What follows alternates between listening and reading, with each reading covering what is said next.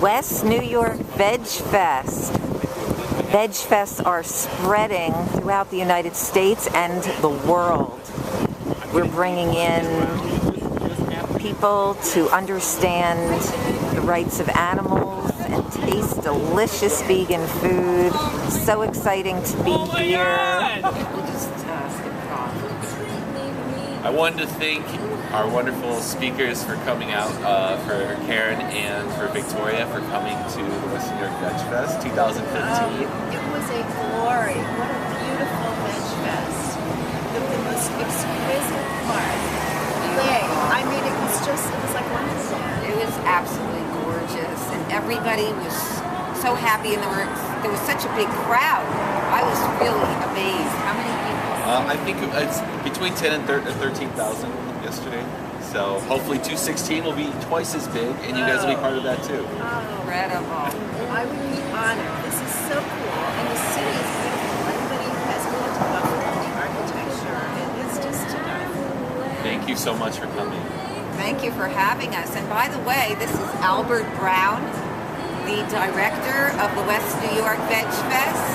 And this is Karen Ranzi right here, one of our great speakers who had a packed room. And this is Victoria Moran, who is always one of our crowd favorites. And prolific author of 12 books. I want to ask you a question now to start.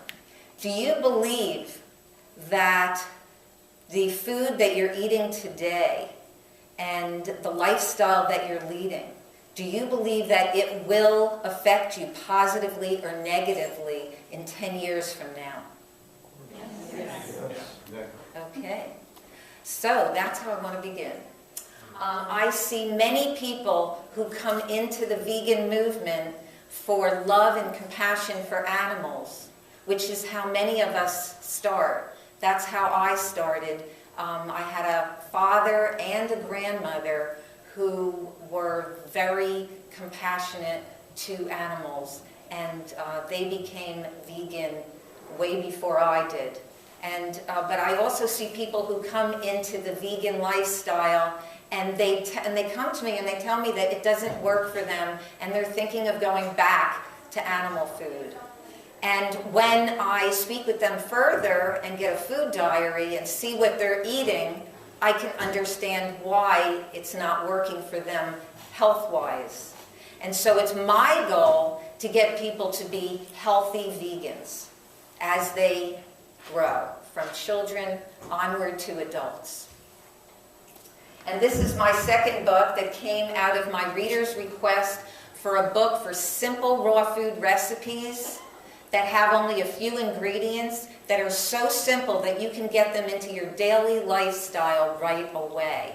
This is a book for busy people and families. 10-minute, 15-minute recipes at tops.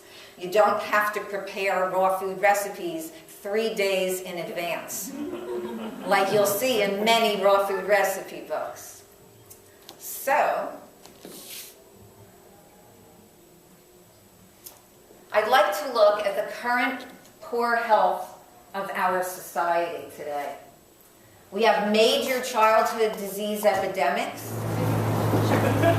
I was just wondering what your favorite mainstream clothing stores are for vegan or other ethically sourced items. Yeah. You know, I will go almost anywhere and just look, but now that I'm trying not to do the third world thing, it's really made it much more difficult. So some of the places that I used to go, like H&M and Zara, and like, wow, this is so much fun, this is all so cheap. Well, guess why it's so cheap? So those are now off the table, and I've been going to, actually I haven't done all that much shopping since making that commitment, but I kind of like the old-fashioned department stores, because then you can go directly to designers that you know are good. So I always thought... This is Lucas, one of the organizers of the Toronto Vegetarian Association, and we're at the Toronto Veg Food Fest in Toronto, like the granddaddy of all veg food fests. Lucas, can you tell me how this was organized and some of the highlights? For sure. So for over 70 years, the Toronto Vegetarian Association has been working to inspire people to choose a healthier, more compassionate, greener lifestyle through plant-based eating. And this is our 31st year of putting together this enormous festival, which brings together hundreds of vendors, musicians, speakers, there's free yoga, there's so much going on, and we put a lot of energy into it, but the public loves it. They keep coming back each year. We attract about 50,000 people each September. It's just so incredible. And it's so large. There's tents, and there's an indoors and outdoors, and loads of food for people to try. It's just great. Exactly, yeah. So we're so happy that we could have amazing guests and speakers such as Karen Ranzi and many other amazing guests that draw such crowds and inspire so many people. Thank you so much for doing this wonderful work out of compassion and health and everything else that goes on around the plant-based movement. Thank you.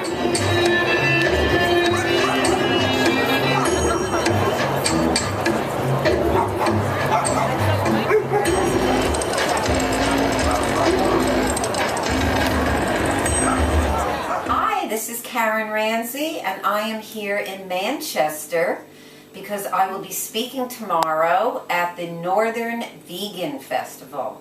And I am here with Sophie Black. Hello. And Sophie is the organizer of the Manchester Raw Food Meetup.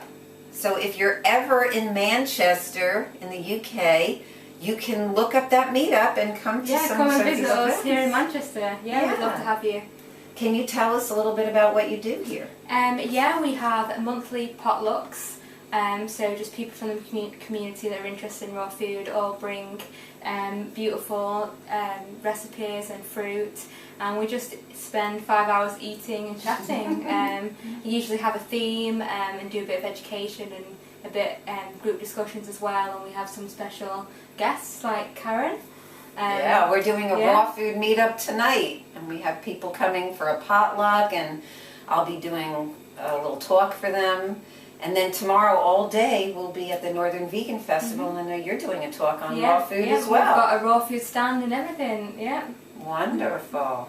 And I just want to show you some of the food that we got today for lunch at this local Asian market. We have some bananas here, and some really beautiful ripe nectarines.